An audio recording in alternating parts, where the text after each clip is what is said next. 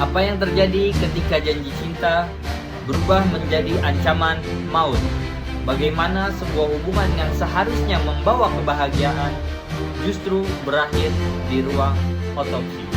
Hari ini kita akan bedah tuntas kasus pembunuhan Enggalika dari sudut pandang hukum, siapa yang bertanggung jawab, bagaimana proses peradilannya, dan pelajaran apa yang kita dapat dari tragedi ini. Perkenalkan, nama saya Kemal, mahasiswa jurusan Hukum Keluarga dari UIN Syarif Hidayatullah, Jakarta.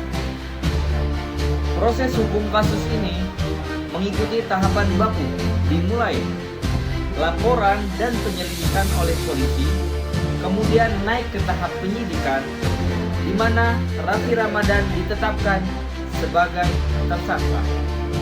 Berkas lengkap lalu diserahkan ke jaksa penuntut umum untuk penuntutan hingga akhirnya tiba di persidangan. Disinilah semua bukti diuji dan putusan akan dijatuhkan. Sanksi hukum yang menanti Raffi Ramadan tentu sangat berat. Jika terbukti pembunuhan biasa, ia bisa dipenjara 15 tahun. Namun, jika pembunuhan itu sudah direncanakan, maka hukumnya bisa mencapai pidana mati, seumur hidup, atau 20 tahun penjara.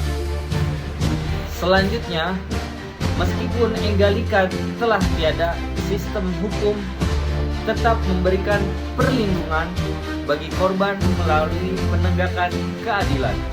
Dengan dihukumnya pelaku dan bagi keluarga korban, mereka berhak mendapatkan informasi serta mengajukan restitusi atau ganti rugi.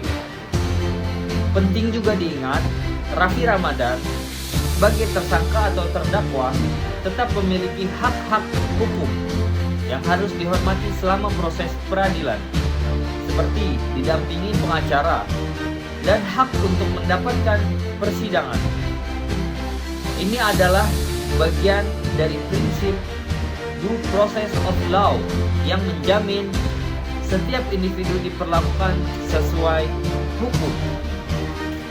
Kasus Enggalika ini bukan hanya sebuah tragedi personal, tetapi juga pengingat bagi kita semua akan pentingnya kesehatan emosional dalam setiap hubungan serta peran fundamental hukum dengan menjaga tatanan sosial. Selanjutnya, aspek non-hukum dari kasus pembunuhan Enggalika. Sosiolog kriminalitas menyoroti banyak pasangan kini membalik urutan ideal dalam hubungan mereka, bahkan hingga tinggal bersama walau keduanya belum tentu mengenal satu sama lain. Pondasi yang rapuh membuat hubungan rentan konflik dan sering adanya keributan satu sama lain. Psikologi dari pelaku, yaitu Raffi.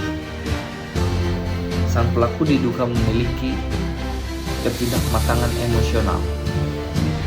Ia impulsif, sulit mengelola amarah, dan mungkin sangat bergantung pada Enggalika. Siklus pemaafan berulang tanpa perubahan terjadi berulang-ulang kali hingga memicu ledakan emosi fatal. Lalu bagaimana dengan Enggalika? Tanpa bermaksud tinggi, blaming dalam dinamika hubungan, korban bisa saja tanpa sadar turut berperan dalam siklus ini. Mungkin karena ketergantungan ataupun ketakutan atau kekurangannya batasan diri. Kisah Enggalika pengingat cinta sejati harusnya membangun, bukan menghancurkan. Mari kita sama-sama belajar dari tragedi ini untuk mencintai, untuk menciptakan lingkungan, dan hubungan yang lebih sehat dan aman. Sekian dari saya, Kemal Muarabatia. Kurang lebihnya mohon maaf. Wassalamualaikum warahmatullahi wabarakatuh.